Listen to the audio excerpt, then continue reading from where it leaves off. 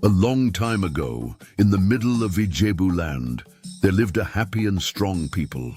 Their joy and good life came from one very special thing, a magical drum. This drum was not like any other. It was made from the strong wood of an iroko tree. It had cowries, white seashells, shiny bronze dots, and special drawings passed down from their great-grandparents. The people called the drum Ayégbá, which means heart of the land. 2 times every year, during the dry Harmattan season and at the New Yam festival, the drum was played in the village square. When its deep, strong sound filled the air, good things happened, plants grew well. Women who couldn't have babies became pregnant, sick people got better, and everyone in the village felt happy and united. Even during war, when enemies came to fight them, the sound of Ayégbá made the Ijebu, warriors brave and protected them like a magic shield. Arrows broke in the air, and fear turned into courage. But one sad time, during the days when white men came with fake smiles and sharp tools, Ayégbá was stolen. It was taken in the middle of the night by strangers and carried far away, across the ocean. They put it in a cold, quiet room in the British Museum, behind glass, far from the land it came from. From that day, Ijebu land changed. The rains stopped coming. The people stopped laughing. A strange sickness came and made many families sad. The king was worried and could not sleep. He called the elders and the chief priest. They prayed and gave gifts to the gods, but nothing worked. The land stayed cursed. Finally, they asked the oracle, a wise voice from the spirit world, what to do. The oracle said loudly, "Until Ayégbá returns to its home, peace will leave and sadness will stay." The king was heartbroken. He turned to his only son, Prince Adé. Adai was young but brave, and the spirit of his ancestors lived in him. The king said, "Go, my son, bring back what was taken, no matter what it takes." So Prince Adé, dressed in his royal clothes and carrying the blessings of his land, began his long journey across rivers, deserts and seas all the way to England, where Ayégbá waited in silence, hoping to be found. Prince Adé began his trip before the first rooster crowed. The sky was still dark and full of stars. Everyone in the village came to say goodbye. Mothers cried quietly. Elders prayed for him. Children held on to his flowing clothes and told him, "Come back soon." The chief priest gave him a small bag filled with special leaves and a carved necklace to protect him. It was a sign that the gods were watching over him. Adé first went to Lagos, a busy city by the sea. There, ships as big as houses floated on the ocean. A kind trader who had once gone to school in London helped him get a spot on a big ship going to England. At night, Adé stood on the ship looking at the stars and praying to the sea. He dreamed about his home, the drum, the sweet mango trees, and the laughter of his people. When he arrived in London, it was not what he imagined. The city was cold, grey, and always moving fast. The sky was mostly cloudy, and people didn't smile. It felt nothing like his warm, friendly village. But Adé didn't give up. He had a photo of the British Museum and the name of a kind professor his father once met at a cultural meeting. He moved quietly through the city, always watching and learning. The British Museum was huge. It looked like a castle filled with old, forgotten things. Inside, there were thousands of items, statues, masks, crowns, things taken from other lands. And among them was Ayégbá. Every time Adé walked past the museum, he felt a strange heat in his chest. It was like the drum knew he was there, like it was calling to him. But taking the drum back wasn't easy. Ayégbá was locked behind glass, with alarms and rules stopping anyone from touching it. When Adé asked the museum workers about it, they laughed and said, "African drum. We have many. You must fill a form." When he finally saw the drum, it broke his heart. Ayégbá looked weak and dry. Its wood was cracking, and it had no life in it. It hadn't been played in many years, not in the way it should be played. Adé knew he had to act fast. Back in Ijebu, the rains still weren't falling. The land was still in pain, so he went to find the professor, an old man with kind eyes who still remembered. Ijebu. After hearing Adé's story, the professor said he would help, but he warned him. "You can't win this with fighting. "You need to wake more than the drum. You need to wake the hearts of the people who work in this museum." And so, Prince Adé began a new kind of battle. Not with weapons, but with truth and words. He spoke at schools, town halls and gatherings. He told everyone about Ijebu, about the magic drum, and how his people were suffering. Slowly, people started to listen. News reporters came. Activists stood with him. Even some museum workers began to ask questions. Why are we keeping things that don't belong to us? But as Adé's voice grew stronger, trouble also started to grow. Prince Adé's story was spreading fast. African students in London started to cheer for him. Older Yoruba people, who had lived far from home for many years, came to see him. They shared stories, songs, and even cried with him. People from other countries whose treasures were also taken stood by his side. But with every good step, danger followed. One evening, after Adé finished speaking on the radio, a shiny black car followed him through the foggy streets. At first, he thought it was nothing.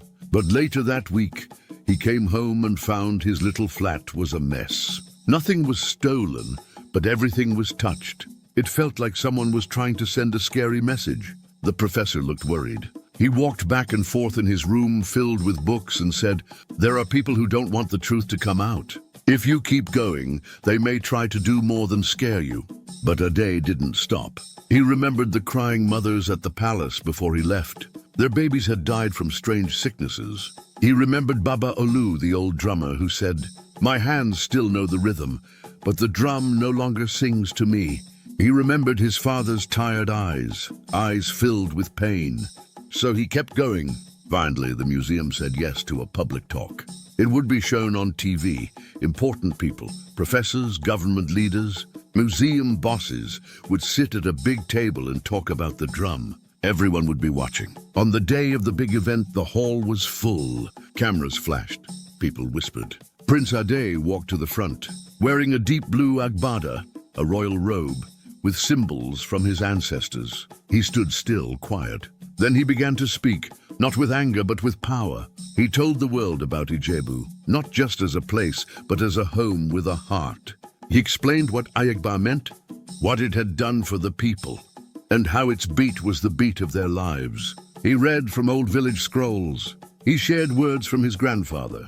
Then he opened his bag, pulled out a small talking drum, and began to play. The sound was soft but strong. It echoed in the big, cold room and made people stop and listen. It felt like the sound was waking something forgotten. Then he said, "I'm not here to fight. I'm here to bring back the heartbeat of my people. Ayégbá doesn't belong behind glass. It belongs under the sky of its home, where people still believe in it." The room went quiet. Some people on the panel nodded. Others used big words to avoid saying yes or no. But Adé could feel that something was changing. People were starting to understand. He heard words like, "Maybe we should return it, and let's look into it." But just as hope began to shine, darker things started moving. One night, Adé came to visit the professor, but something was wrong. The door was open. The room was a mess. Papers were everywhere. Smoke hung in the air. On the floor was the professor's special necklace, broken, and the professor was gone. Prince Adé stood in the quiet house, staring at the mess. The wind made a soft, scary sound through the windows. Books were on the floor. Papers were torn, and the special necklace the professor always wore, the one with a carved face, was broken on the ground. There were no signs of a fight, just silence.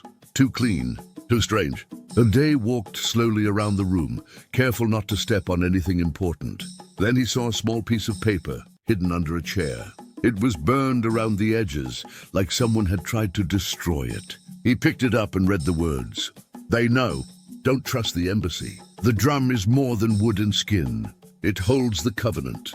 Find the key beneath the lion's paw." Adé folded the note and put it in his shirt. He kept repeating those words in his head. The lion's paw. What did it mean? The next morning he went back to the museum. The guards looked more serious now. Some gave him cold, angry stares. But Adé didn't stop. He walked into the African gallery and saw Ayégbá again, still trapped in glass. But somehow it looked different. The air around it felt heavy. He remembered what the professor had said. The drum holds the covenant. He started to think, maybe the drum wasn't just magical. Maybe it held a very old promise, a powerful one. Between the ancestors and the land, maybe that promise had been broken when the drum was taken. Maybe that's why the land was sick. And then he saw it. Next to Ayégbá, there was a statue of a lion made of bronze. It came from Benin. The lion's paw was resting on a flat stone. Most people walked past it and didn't care, but Adai walked closer. He gently touched the lion's paw. There, a little bump, a small groove. He pressed it. Click! A secret door opened in the base of the statue. Inside was an old scroll tied with red thread. He quickly hid it under his clothes and left the museum without anyone seeing. That night in his room, he unrolled the scroll. The writing was in ancient Yoruba. He could only understand some of it, but it spoke of the first king of Ijebu and the day Ayégbá was made. It said the drum was part of a covenant, a very serious agreement between the people, the land, and the gods. Then came a warning. If the drum is taken from the land of the covenant, the slumbering ones will awaken.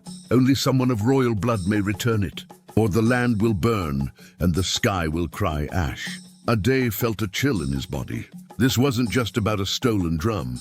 It was much bigger. The British didn't just take a treasure. They had broken something sacred.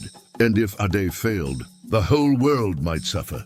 The next day, Prince Adé tried to call his friends and helpers, but no one answered. The student leaders who once helped him were gone. The community centers were closed.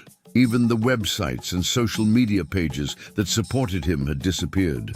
And then a letter came. It had no name and no signature, just plain words typed on white paper. You have 1 week to leave this country, or you will never return to yours. Adai read the message, then quietly burned it. He wasn't going anywhere. Ayégbá still needed him, but now the city of London felt different. The streets felt darker. Every person looked like they could be spying on him. Every sound made him jump. He didn't sing the old songs anymore. He wore a dark coat and moved quietly. This was no longer just a mission. This was survival. Back in his room, Adai looked again at the old scroll. There were drawings on it. One showed a man kneeling before Ayégbá with a glowing stone in his palm. Suddenly he remembered something. As a child, he had once wandered near the palace shrine, and an old priest had pulled him back gently, saying, "Only when the land cries will the prince's hand awaken the drum." At the time, he didn't understand, but now he did. The key wasn't just the scroll.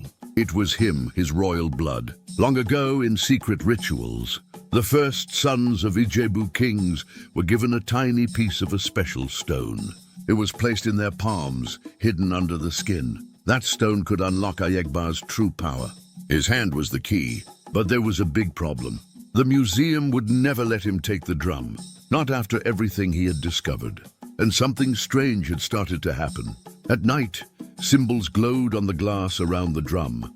Not lights, but something like magic. Someone else in the museum had learned the truth. Someone was using old spells to guard the drum. Then the dreams began. Every night, Adai had scary dreams. He saw spirits with fire in their eyes. He saw ancestors pointing to rivers full of blood. And always at the end, he saw Ayégbá, broken, crying and begging for help. 3 nights later, he had the clearest dream yet. In the dream, he stood in the Ijebu palace. The sky was red. His father, the king, was on his knees with glowing chains around him. People were screaming. The forest behind the palace was on fire. From the flames came a tall figure covered in feathers and ashes. It held Ayégbá in its hands, but the drum had changed. Its skin was black. Its sound was wrong. It was no longer a blessing. It had become a weapon. Adai woke up shouting. He knew one thing for sure now. If he didn't get the drum back before the next full moon, Ejabu land wouldn't survive. So he made a plan. Prince Adé knew he couldn't do it alone. So he found the last few people he could still trust, a brave and special group of helpers who believed in him and the mission. They called themselves the Covenant Circle. There were 5 of them. Bola, a smart girl who could use computers to turn off cameras and alarms. She was fast and sharp. Kehinde, a worker at the museum. She had secretly shared maps, keys, and guard schedules to help. Dr. Mensah, a wise old man from Ghana who believed that African treasures had real power. He once got kicked out of a big school for saying so. Nia, a bold artist from South Africa. She made loud and colorful protests that stopped traffic and made people pay attention. And of course, Prince Adé, the one with royal blood, the one who carried the secret stone in his hand. They met in a quiet, dusty bookshop in Peckham. They sat by candlelight, reading old scrolls and whispering plans. They practiced everything over and over, like a special dance. The British Museum's African Gallery would be closed for 3 days for cleaning. That was their chance. But the spirits were already stirring. That night, Adai rubbed special herbs on his palm. Dr. Mensah had found the herbs in a secret forest in England. Slowly, the spot in his palm where the stone had been placed began to glow, just a little. At the same time, strange things were happening back home in Ijebu. The Owa River dried up overnight. A group of white birds flew backward across the market and disappeared into the sky. An old man fell into a deep sleep during prayer and shouted in a voice that wasn't his. The covenant groans, "Bring back the drum, or the forest will walk." Everyone was afraid. The elders gathered at the shrine. They prayed for Adai. He was their last hope. Then came the night of the full moon. The plan was ready. The covenant circle dressed up as workers. They walked through the back door of the museum like they belonged there. Outside, Nia and her friends were shouting, waving signs and dancing in protest. The noise made the guards look away. Inside, Bola pressed buttons on her laptop. She made the security cameras freeze for 10 whole minutes. Kehinde swiped her keycard and opened the door to the African gallery. Prince Adé stepped into the room. The drum, Ayégbá, was sitting alone in a glass box, glowing with a strange blue light. The air around it felt alive. The drum was calling. He walked forward. He knelt. He took off his glove. Slowly, he touched the glass. At first, nothing happened. Then crack. Not the glass, the air. Strange symbols appeared on the glass, spinning slowly. They looked like old drawings from the village shrine. His palm burned a little. His eyes felt heavy, but he didn't move his hand. He began to whisper the special chant the old priest had taught him long ago, a prayer no one had said in 100 years. The glass melted. Ayégbá began to shine. The room grew heavy. Then the alarm screamed. The silence was gone. They had been caught. Bola shouted through the earpiece, "You have 3 minutes, Adai. Get the drum and run." But Adai couldn't move. His hand was stuck to the drum. His body wouldn't let go. Ayégbá was testing him. Pictures filled his mind of old kings, full moon nights, sacred songs, and the first promise made between the gods and the land. Then a voice came from inside the drum. It was deep, old, powerful. "Do you carry the will of the land, or just the crown?" Adai whispered back, "I carry both, and I won't let either die." Ayégbá glowed brighter. Then slowly the drum lifted itself into his arms. The sound stopped, but outside everything had changed. As soon as the drum was in Adai's arms, the ground shook. The museum walls rumbled. The windows burst open with a loud crash. A hot wind rushed through the hall like a lion's roar. The fire alarm screamed, but there was no fire. Just dust and power rising from the floor. Back in Ijebu, the shrine doors flew open. The trees in the forest swayed, even without wind. The sky cracked with lightning. The oracle stood up shaking and whispered, "The drum breathes again."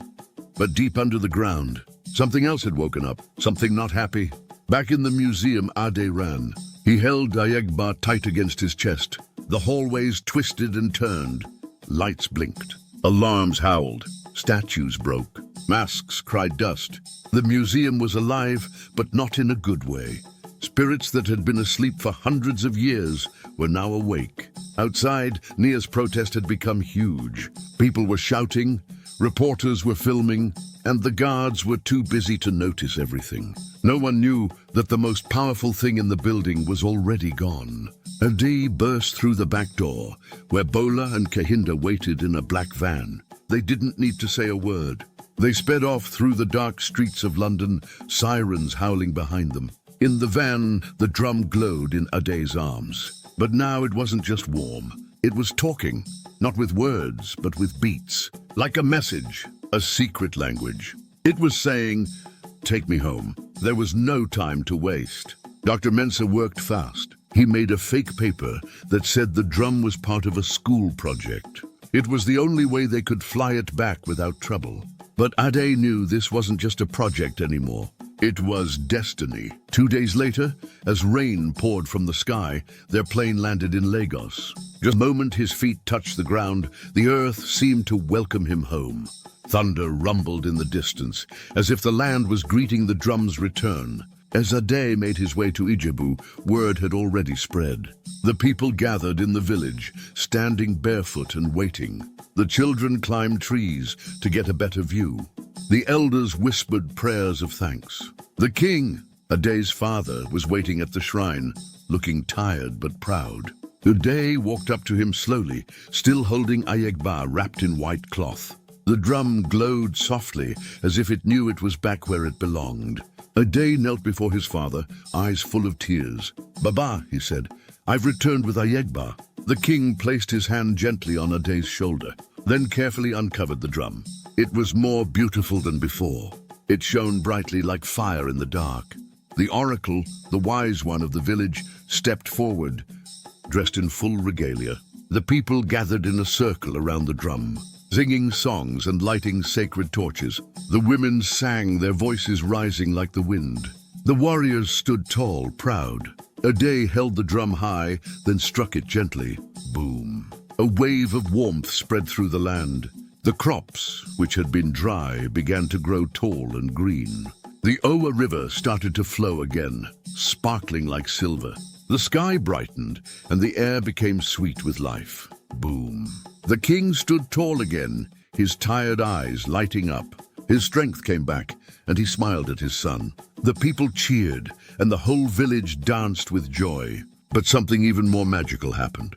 The ancestors, the spirits of the past, began to appear, not as ghosts but as guides. Their forms flickered like firelight, and they whispered wisdom to the people. One by one they bowed to Adai, thanking him for restoring the drum and bringing back their land's heartbeat. Adai was not just a prince anymore. He had proven he was worthy of his ancestors' trust. A little while later, he was crowned king. He became King Adai I, the ruler who brought his people back to life. Under his rule, Ijebu flourished again, not just in wealth, but in pride. The land had healed, and the people were happy. And every year, on the night of the second full moon, Ayégbá was played again. But not for war, not for healing. It was played for remembrance. The people danced, sang, and the land remembered. The ancestors smiled from the stars. And so, the stolen drum found its way home, and the heartbeat of Ijebu land was restored forever. If you love this story of courage and culture, make sure to like, subscribe, and hit the bell for more magical stories from Folktales Central, where legends come alive.